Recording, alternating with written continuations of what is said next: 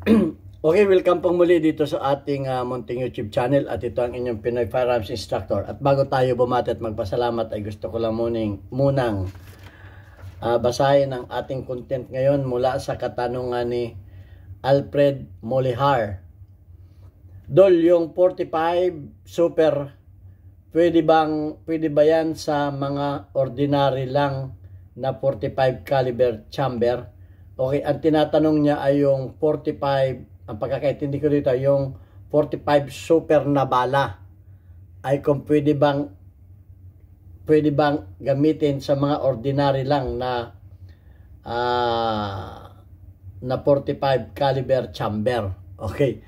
Para bang yung 38 na revolver ay pwede bang balahan ng 357 na bala? Parang gano'n, ano? Okay, so bago natin yan sagutin ay magandang tanong yan dahil baka tumisting kayo niyan awan ko lang, hindi pa rin ako nakakatisting. Pero tingnan natin ang sabi ng mga expert diyan. So bago natin yan sagutin ay gusto ko lang kayong pasalamatan dahil tayo umabot na sa mahigit na 46,700 plus, mga ilang tumbling na lamang at tayo ay magiging 47 na. Gusto ko nang maging 100 na. Okay, pero dadating din tayo dyan. Kaya maraming salamat sa mga nagsishare at naglalike ng ating mga videos. Dumadami ang ating mga subscribers. At lalo tigit maraming salamat din sa mga hindi nag-skip ng ads, mga silent viewers, dahil lumalaki naman yung ating mga mga revenues kahit pa mabagal pero umaangat tayo. Yan ang pagpapasalamat ko. Hindi tayo bumababa. Mabagal tayong tumataas at maraming salamat sa inyo.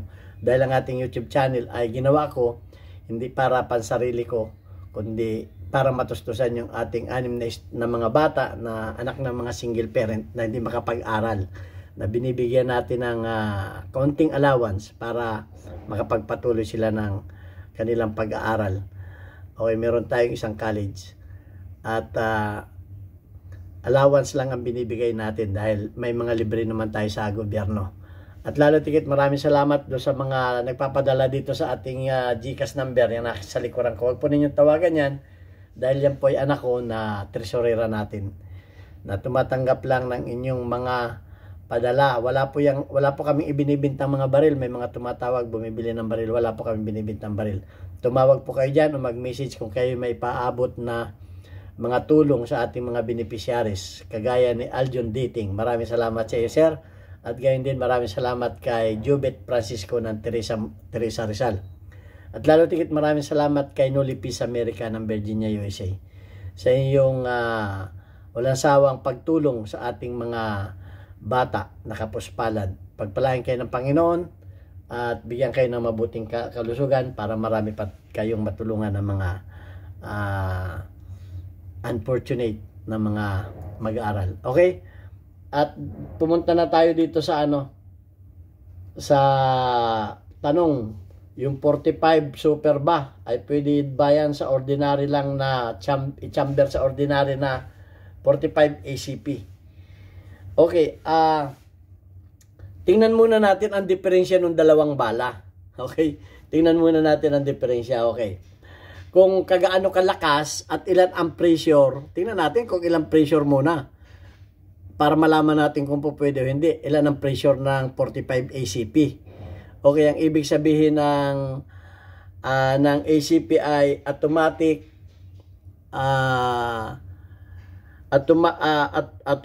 Colt pistol. Yan ang ibig sabihin ng ACP. Automatic Colt pistol. Okay, so titingnan natin ang maximum na pressure niyan at maximum pressure naman ng bala na super. Okay, ang sabi, maximum pressure of standard 45 ACP is 21,000 PSI. Okay? Yung ordinary 25,000 PSI. Okay, while the 45 super has a maximum pressure of 28. So nasa 7,000 PSI ang diferensya, malaki. Okay. Okay, ang pressure niyan, sa pressure yan, ACP 21, sa super ay 28. Tingnan naman natin ang velocities, yung bilis ng bala naman. Okay, siyempre, pag malakas ang pressure, mas mabilis ang bala. Okay, ang 45 ACP, ang velocity ay special range from 800 to 950. Okay nasa mga 700, o nga, 800 to 950 feet per second ang kanyang bilis. Feet per second standard. Ang standard grain ay 230 grain bullets. Okay, 230 grain ang bullets niyan. Ang bigat. So dapat pareho din. Whereas subalit ang 45 super can achieve velocities of 1,100 to 1,300 feet per second with the same weight bullet. Pareho lang ang bigat ng projectile Pareho lang ang bigat ng projectile. So, yun ang pagkakaiba. So, malaki ang diferensya ng pressure at ng kanyang velocity. Bullet weight providing significantly higher performance. Okay, ma-higher ang performance ng super 45. Okay, tingnan natin ang mga katangian ng 45 ACP. Automatic Colt pistol. Ito 'yon Maximum pressure 21,000 PSI. Ang velocity niya 800 to 950 feet within 230 grains. Okay. So, noted, the 45 ACP is reliable and effective cartridge which a lower pressure and velocity, making it suitable for wide range firearms. Okay. Para lang sa ating kalaman, ang 45 ACP ay known for its significant stopping power. Yan talaga, kaya yan ay known for its significant stopping power. Mabagal, pero ang sabi ng mga naka-experience niyan ay para kang hinataw ng baseball bat. Yan ang katumbas niyan. Mabagal yan, pero pag tumama, kaya nagtatalo diyan ng 357 at saka yung 45 Pero sa tingin ko walang panama ang 45 sa ang 357 sa super 45. Okay, dahil dito sa mga review. Okay, so yan ang sinasabi, reliable and effective cartridge with a lower pressure and velocity, making it suitable for wide range of firearms. Ito naman ang 45 super. Maximum pressure 28,000 PSI. Ito ay typical velocity ay 1,100 to 1,300. Pareho ang grains, 230 grains bullet. Note, 45 super uses the same external dimension. Kaya pwede mong i-chamber yan Pwede mo uses same external dimension as the 45 ACP. Pareho ang dimension niyan Kaya po pwede mong ibalot talaga yan sa 45 ACP. 45 ACP but operate as much as higher pressure, pero napakalakas ang pressure nito, requiring ito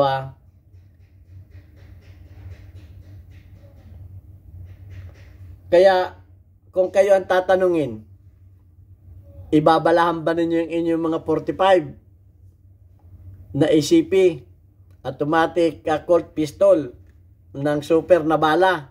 Tanong, babalahan ba ninyo? O di ang sagot ko dyan ay yes and no. Okay, bakit kamo? Tingnan natin. Ipamodify ninyo sa akin, pwede natin gawin yan. Ang sabi dito tingnan natin Ang sabi dito ay yung standard ba na pistol ay pwede nating naisipi ay pwede nating bala ng 45 ammunition. Ang sabi ay no. Pero may ano diyan, may option diyan. Kaya yung iba niya binabas tayo, hindi nila inaano yung option eh. Okay, may option diyan. Ang sabi, no, standard 1911 pistol are not designed to fire 45 super ammunition. O hindi pwede sa super ammunition.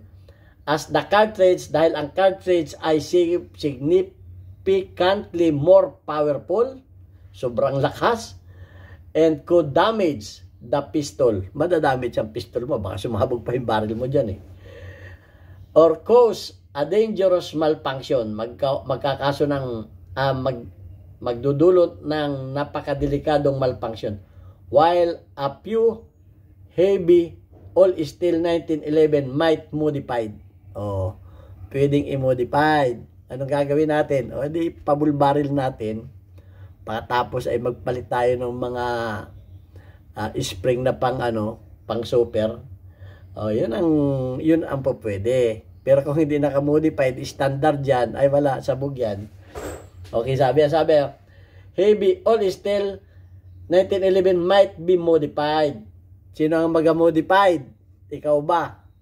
Expert ang nakalagay dito. By experience, gunsmith to handle the increased pressure of 45 super. Yan. Yung mga experience gunsmith.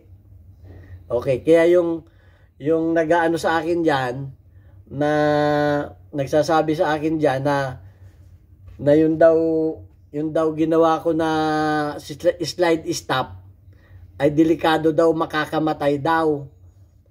At marami pa siyang sinasabi, makakamatay daw. Ay 21 years na ako dito nagtatrabaho. 21 years na namin ginagawa yun. Ni isang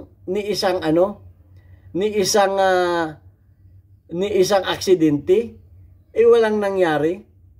Hindi na nga kami bumili, nung na-discover nga nung kumpanya namin, hindi na kami bumili nung napakamahal na na originalized slide stop kasi napuputol din eh.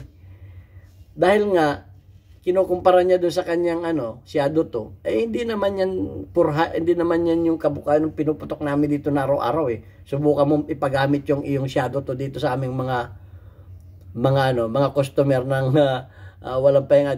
Pag pinilahan ng customer yan, alas 10 ng umaga hanggang alas 10 ng gabi, baka hindi tumagal na isang araw yan. Papakita ko sa inyo yung mga customer namin. Kasi pinagmamayabang yata niya yung kanyang Shadow to na hindi daw nasisira. Libo na daw ang binala eh. Okay. Ang tinatanong nga dito ay experience. Okay, experience. Ay, experience ko na yun eh. Tinatawaran mo ba yung experience ko? Na 21 years ko nang ginagawa dito yun. Tapos sasabihin mong pwedeng makamatay. Ni isang daliri nga, walang nasugatan eh. Ituturo ko ba yun? Dito, nang hindi ko experience ng 21 years. Papakita ko sa inyo yung Papakita ko sa inyo yung Papakita ko lang sa inyo yung mga nasira na mga original na slide stop. Ayan sa dami naming slide stop na nasira. Anong pinalit ko dyan? Yung minodified ko. Ang isa pa, ang YouTube channel, pag nag-modified ka, hindi ka niyan, i-strike ka niyan. Pag hindi tama yung pag hindi nila yung modified mo. Bawal lang mag-modified. Pero yung aking hindi naman i-strike, ina-allowed. O bakit? Tapos sasabihin mo na makakamatay. Hindi papasa yan eh. Kung makakamatay, papasa ba ng YouTube channel yan? Napakahigpit ng YouTube channel sa mga pagmamodified na ganyan. Yung pagmamodified ko. Pinayagan nga ng gunsmith, ng YouTube channel eh. Mas magaling ka pa sa Ayan yung aming mga original na nagkanda putol-putol Ang kaya nga sabi dito ay experience gunsmith. Kung wala kang experience, ay wag ka nang magmagaling. Wala kang experience eh. Bakit? Yung bang may experience ka ba doon sa mga ginawa ko na nakadisgrasya ba? Kung may experience ka na ganun, kung may nabalitaan ka na yung mga ginawa ko dito ay pumalpak at may naka-aksidente, hindi ako tatagal dito ng 21 years at hindi ako ikikip ng kumpanya ko dito sa edad ko ng ito. kung pumapalpak yung mga gawa ko. So kaya nga sabi dito, experience gunsmith. O tinatawaran mo yung 25 years kung tinatawaran mo yung ayan, nagyayabang na tuloy ako, yung 25 years experience ko dito sa abroad na pagka-gunsmith. Parang tinatawaran mo. Parang sinasabi mo na gunsmith tayo dyan sa mga tabi-tabi. Hindi ka makakarating ng abroad at hindi ka iba ang gunsmith dito sa shooting range. At iba ang gunsmith ng mga iba ang gunsmith, at ito ang tandaan ninyo, iba ang gunsmith ng shooting range at iba ang gunsmith ng mga shooters. Ang gunsmith ng mga shooters, more on modification lang yan. More on pagpapaganda ng baril yan. Pero pag ikaw ay gunsmith ng shooting range, alam mo kung paano patibayin ang mga baril. Yan ang experience ko. Kung maaari, kung ikaw ay machinist at ikaw ay nag-modified ng isang pisa, dapat tutumbasan mo o mas higit pa dun sa original yung gagawin mo. Experience ko yan sa pagiging machinist. Dahil ang machinist yan ang nagre-repair ng mga pyesa, gumagawa ng mga parts. Pag ikaw ay nag-repair ng isang pyesa, dapat mas matibay yan pag ni-repair mo. Imumodified mo ng mas matibay yan. Kaya nga sabi dito ay modified by experienced gunsmith. Ay kung wala ka ng experience, dadak ka lang ng dadak. Magaling ka lang dumadak. Oh. Tapos yung may experience, dadakdakan mo. Ewan ko lang. Yan ang sabi dito. Handle to increase pressure of 45 super. Kaya kung ang mag-ano niyan ay walang experience, ay wag na. Baka makadisgrasya pa. Yun ang sinasabi niyan. Yan ang sinasabi dito. Kung walang experience, ay wag ka nang magkaas-kaas pa. Kung mag-experiment ka lang. Okay, kung hindi mo alam ang ginagawa mo. Kung magtuturo ka rin naman sa YouTube at hindi mo rin naman alam yung tinuturo mo at hindi mo kayang ipagtanggol sa mga negative, ay tumigil ka na ng pag-YouTube. Okay. So, mahirap kasi doon sa mga ibang naka-abroad rin. Lalo yung mga nasa Amerika, yung iba mabababa na ang tingin sa ibang mga Pilipino na nasa Middle East. Hindi ninyo alam, yung mga nasa Middle East, yan yung mga hasang-hasa. Tandaan ninyo, hasang-hasa ang mga nasa Middle East. Yan yung mga kumbaga nasa mga mahirap na country yan eh. Okay. Kasi sa Amerika, bili ka lang ng bili eh. Sasabihin mo, magtitipid ka sa halagang $50. Ay kami nga dito, hirap na hirap bumili sa Amerika eh. Dahil Middle East ito eh. Yan ang problema ng mga Arabo eh. Pag nagbili sa Amerika, ang hirap bumili sa Amerika ng mga Arab countries. Kung hindi ka talagang mataas ang kung hindi ka talaga kumpanya na malaki. So ayan, ang masasabi ko lang, wala kang ngang mabili eh. Naintindihan mo ba yung option? Na kung wala kang mabili, paano mo magagamit yung baril mo? Kaya nga sinabi ko doon sa aking YouTube, doon sa aking video eh. Ito ay option. Kung sakaling masira, wala kang mabilan, ano ang gagawin mo para magamit mo yung baril mo? Intindihin mo lang yun. So ayan, ang kasagutan dyan ay pwede kung ang gagawa ay mga experienced gunsmith. Kung walang experience, wag na. So ayan, palagay ko ay naano ko na yan, na na natin yan, nasagot na natin yung tanong. At na rin natin ang pagkakaiba ng dalawang bala. Kaya kung ang gusto talaga ninyo ipanapat sa 357, ito yung 357 mataas, ito naman mataba. Parang si Dabiana at si Palito. Mataas na mataba. Ito yung cartridge ng cartridge ng 45. Ilagay mo yung 357, malaki pang puwit niya, kakainin ng 45 yan eh. Alin ang malakas ang stopping power niya sa palagay ninyo? Okay, so pinagtatalunan na yan. Pero ako sa 45 ako dahil ang dami kong binasa ang mga experience ng mga pulis. Hindi ko na kwento siya yung haba. Ang sabi nga tinamaan sa balikat pero bumaligtad. Yung tinamaan ng 357, nakikipagbarilan pa eh. Hawak-hawak pa yung stomach niya eh. Sabi nyo, madami ako nababasa dyan eh. Oh, yung tinamaan ng 357, hawak-hawak pa yung tinamaan niya ng ano eh. Yung tinamaan ng 357, hawak-hawak pa. Inubos pa yung bala nung kanyang nakipagbarilan pa sa mga pulis. Bago sumuko, naubusan ng bala eh. Pero yung tinamaan ng 45, bumaligtad sa balikat lang eh. O, alin ang malakas ang stopping power dyan. Ang sabi nga ay mabagal, pero para kang hinataw ng baseball bat. Ang sabi nung mga may experience na mga law enforcement. So yan, di natin sakop yan. So sana may natutunan tayo dito. Okay, wag tayong basta bala ng bala sa mga baril natin kung hindi nakadesign dun sa mga bala na dapat sa ating mga firearms. Yun ang bottom line dyan. Kung hindi yung ating mga baril ay hindi nakadesign dun sa mga bala na dapat i-chamber, ay wag natin gamitin para hindi tayo maaksidente. At maganda yan, natatalakay natin para tayo may natutunan. Okay, shout out lamang doon sa ating mga spotlight. Okay. Tingnan natin yung ating community spotlight natin ngayon ay tingnan natin, si Unico here, shout out sa iyo, 100 plus engagement mo. Shout out kay Di Garcia, 3 engagement. Shout out kay Karim Sapayani, meron kang 36 engagements. Shout out kay Boy Cortez, meron kang 1 engagement. At shout out kay Lorenzo Lindres, meron kang 61 engagement. Shout out po sa mga kababayan namin sa Pinamalayan Oriental Mindoro. Bisitahin po ninyo yung aming bagong Papa Burger sa aking dating machine shop, Alvarez Street. Sa halagang 40 pesos, buy one take one, Papa Burger kayo sa sarap.